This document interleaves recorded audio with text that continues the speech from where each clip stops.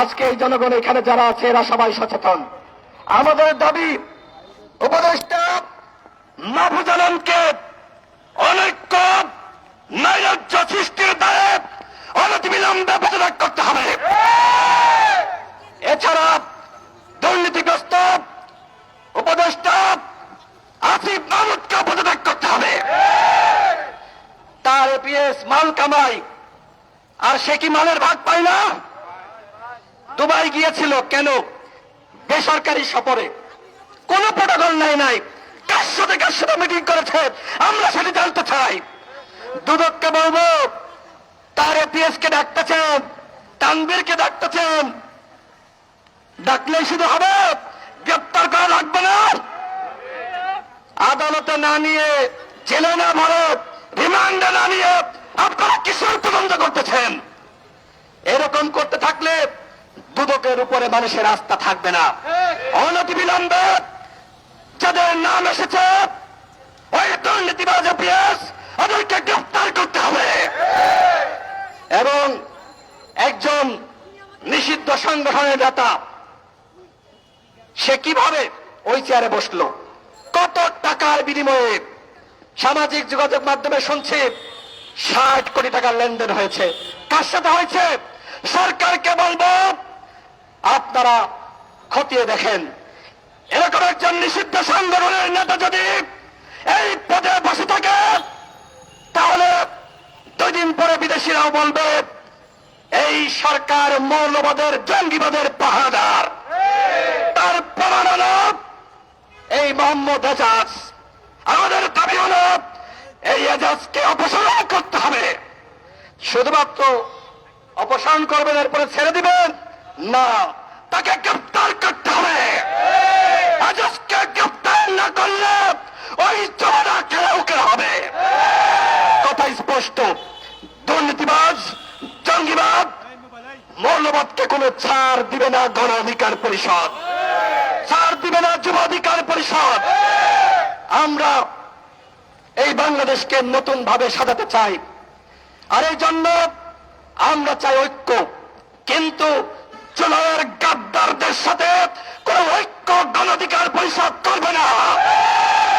ঐক্য আছে, আমাদের সবার মধ্যে ঐক্য আছে, কিন্তু যারা এই জুলাইয়ের চেতনা বিক্রি করে জনগণের সাথে বেইমানি করেছে, তামাশা করেছে, যারা প্রতারণা করেছে, যারা জনগণকে ধোঁকা দিয়েছে, ওদের ডাকে আর কোন ঐক্য হবে না। আগামী সেপ্টেম্বরের মধ্যে জাতীয় নির্বাচনের তফসিল ঘোষণা করতে হবে এবং ডিসেম্বরের মধ্যে জাতীয় নির্বাচনের আয়োজন করতে হবে। আমরা আপনাদেরকে সময় দিয়েছিলাম, ইতিমধ্যে 10 মাস চলছে, 9 মাস পার হয়ে গেছে।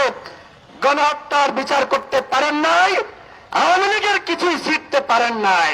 এই সরকারের কতিপয় উপদেষ্টা যেমনি ভাবে ছাদের মান্নানের জামিন করাচ্ছে, ঠিক একইভাবে আওয়ামী লীগের পাওয়া দিচ্ছে, আওয়ামী লীগের পুনর্বাসন করছে। রিফাইন্ড আওয়ামী লীগ গঠনের সাথে তারা জড়িত ছিল। আমরা জেনে গিয়েছিলাম, আমরা প্রতিবাদ করেছি যে উপদেষ্টারাই রিফাইন্ড আওয়ামী লীগ গঠনের সাথে জড়িত। এই ষড়যন্ত্র ফাঁস হওয়ার কারণে ছাদের মান্নানদের মাধ্যমে উপদেষ্টা পরিষদের কতিপয় ব্যক্তি রিফাইন্ড আওয়ামী লীগ গঠন করতে পারে নাই।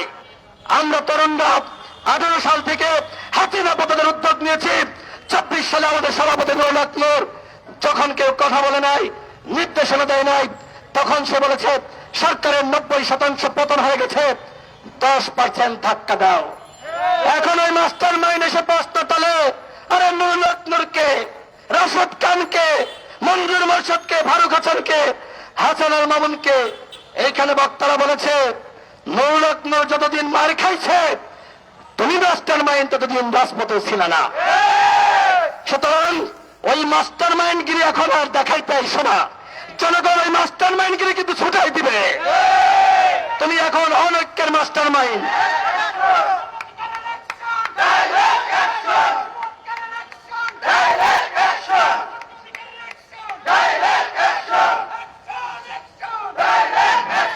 আমার সর্বশেষ কথা,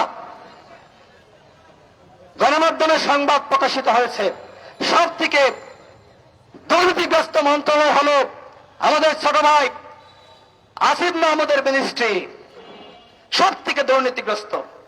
তিনি গণ অভ্যুত্থানের নেতা, শ্রদ্ধা জানাই, স্যালুট করি। গণ অভ্যুত্থানের সময় আমরা একসাথে কাজ করেছি, এখনো তো স্বীকার যাবে না, অনেক ইতিহাস আছে। এই গণ অধিকার পরিষদের পক্ষ থেকে আমরা বিএনপি সহ অন্যান্য দলকে বলেছিলাম 2018 সালের কোন সংস্কার আন্দোলন আমরা নেতৃত্ব দিয়েছি, আমাদের অভিজ্ঞতা রয়েছে। 24 সালে এই আন্দোলন আবার ফিরে এসেছে, কাজে লাগাতে হবে।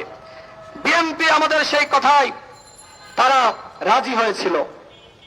বিএনপির ভারপ্রাপ্ত চেয়ারম্যান জনাব তারেক রহমান তিনি আমাদের যে বক্তব্য, সেই বক্তব্য শুনে তিনি গ্রহণ করেছিলেন, তাকে ধন্যবাদ জানাই। বিএনপির স্থায়ী কমিটির সদস্য সালাউদ্দিন আহমেদ, নুরুল হক রাশেদ খান সহ আমরা একসাথে আলাপ আলোচনা করেছি, একসাথে সমন্বয় করেছি কিভাবে হাসিনার পতন ঘটানো যায়।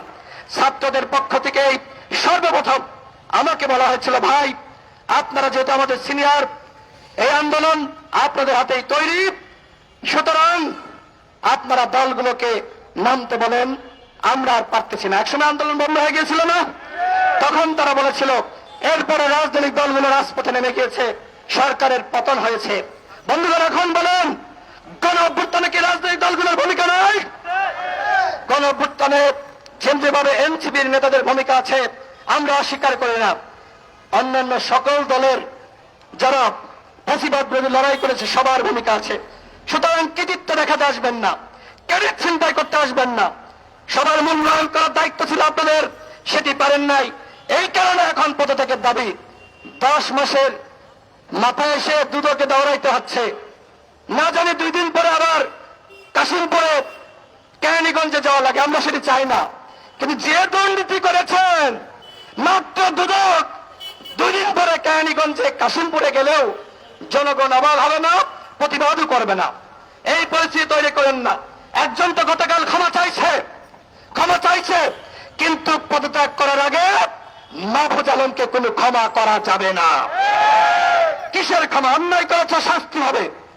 তোমরা গণ অভ্যুত্থানের চেতনার সাথে বেঈমানি করেছ, শাস্তি হবে। এইভাবে কোনো ক্ষমা হতে পারে না। আমি যুব অধিকার পরিষদকে ধন্যবাদ জানাই, তারা একটি চমৎকার প্রোগ্রামের আয়োজন করেছে এই দুর্নীতির বিরুদ্ধে, অন্যায়ের বিরুদ্ধে, এই দুর্নীতিগ্রস্ত একই সাথে অনৈক্য সৃষ্টিকারী এই জঙ্গিবাদের যে একজন নেতাকে দায়িত্ব দেওয়া হয়েছে, এই 3 জনের পদত্যাগের দাবিতে যুব অধিকার পরিষদের ধারাবাহিক প্রোগ্রামের অংশ হিসেবে এই প্রোগ্রাম আজকে তারা আয়োজন করেছে। এই ধরনের কর্মসূচি সব সময় চলবে, যতক্ষণ না পর্যন্ত তাদের পদত্যাগ নিশ্চিত হবে এই কর্মসূচি চলবে।